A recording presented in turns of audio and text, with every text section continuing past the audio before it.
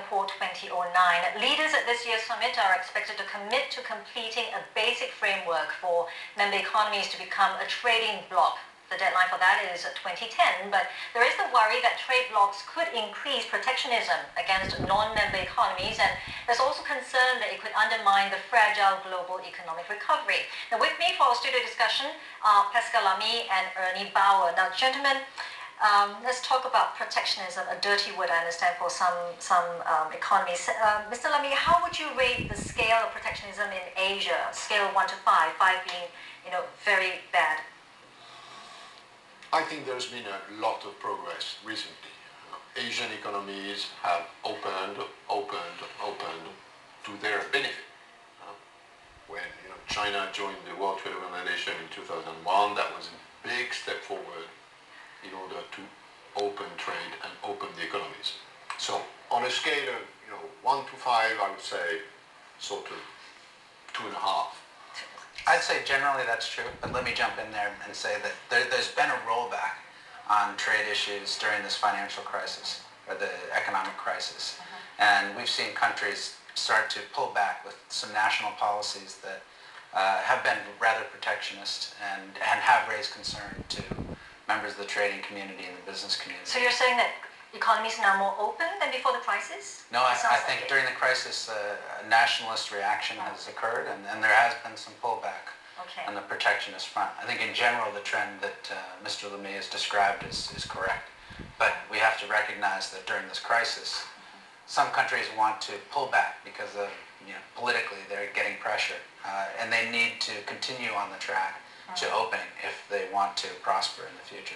So let's look at this APEC ambition of having a trade bloc. Now, there are some people who say that compared with the European version, which also took a long time to become reality, that we are not likely to see APEC having one in our lifetime or even at all because, even more so than the European version, the diversity of cultures, polities, ideologies, language, economic development just makes it quite impossible. Well, depends a bit on what you call a bloc. Trade bloc doesn't look very nice. If it's a trade bloc which is open as a bloc, then it's a different story. So if it's a trade bloc that's open, fine.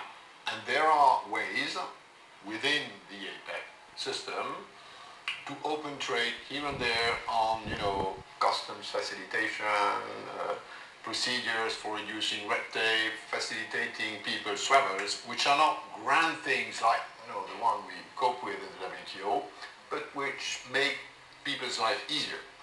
And that's a different style from what the Europeans have been doing. Here, it's done in a very pragmatic way. Europe makes it in a sort of more institutional way. It's a difference of culture. Yeah, I want to agree with that. APEC now accounts for 60% of world trade. That didn't happen because governments provided leadership. It happened because I believe businesses took the lead. Practically, businesses have integrated the East Asian economy and over the Trans-Pacific trade in a very effective way. So in this case, I think governments are lagging the private sector in terms of practical integration. Well, the leaders were talking about possibly a common currency. There was a bit of that within one portion of APEC, which is the sort of ASEAN group. Do you see that as a good idea? Well, I think you should ask the IMF about that, not the World Trade Organization. Okay, well, for the time being, we'll just leave you at that first, because we want to talk about climate change as well. We have quite a few big topics to talk about. Now, climate change is also expected to feature prominently at APEC with just weeks to go before a major UN climate gathering next month in Copenhagen. The 21 APEC economies together account for over 60% of the world's greenhouse gas emissions. Now, the sense is that the meetings are showing little prospect of any new initiatives emerging to cut down on emissions. Rather, the focus is on liberalizing trade in green goods and services. Now, gentlemen, there are many roads to Rome, or rather to Copenhagen. Would the APEC approach make any sort of significant impact on the green agenda? Well, I believe that, again, the pragmatic road, which is opening more green goods and services than the rest makes a lot of sense. We are trying to do this in the World Organization, but if APEC was to take the lead, that would be a good thing.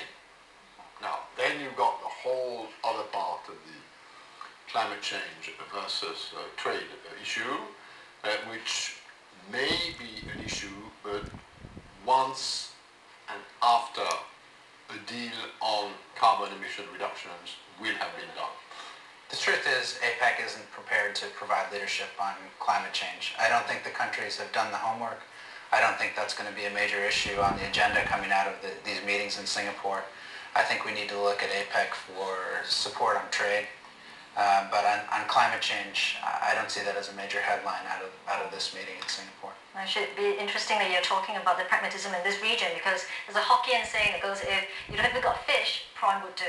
So I suppose, green goods and services better than nothing. Right. But let's look at also the Copenhagen climate change meeting. What do you hope to see out of that then? Look, we know the problem. This planet is unlivable if we don't change the way we emit carbon in the atmosphere. That's a given. So the political question is how much when a country emits 20 tons per head and per year, how much when a country emits 1 ton per head and per year, now, in 10 years, in 20 years, in 50 years. It's a terribly difficult political problem. And that's the problem that needs to be fixed before any trade measures intervenes into this debate. What's for sure is that unilateral trade measures won't do the trick if there is no multilateral agreement on carbon emission reductions. Maybe, Mr. Bauer, I'd like to hear from you. How do you hope to see the WTO support climate change negotiations next month? And then we'll see if Mr. Lamy can respond to what you suggest. Well, I really think in my view, the most practical way the WTO can support it is to provide incentives and encouragement for trade in green goods and services. To be honest with you, I think that's probably the strongest role WTO can play at Copenhagen. Agree with that. And that's why specific premium for opening trading goods and services is one of the 20 topics of the Doha development round. We had identified this 8 years ago when the negotiation started. So for those who, it would seem the APEC approach would suggest that trade and climate, or care for the climate, can complement each other. For those naysayers out there, what would your response be to them? No, I fundamentally agree that trade and climate change mitigation can go hand in hand, provided carbon is priced at the right level so that you have the benefits of international division of labor, which is a more efficient use of natural resources, together with constraints where the externalities, as the economics say, are the worst. So it's doable. It's doable. That's encouraging. Well, we're taking a break on that optimism and how much influence does the US have in the APEC region in a post-crisis world. We'll talk about that when we return.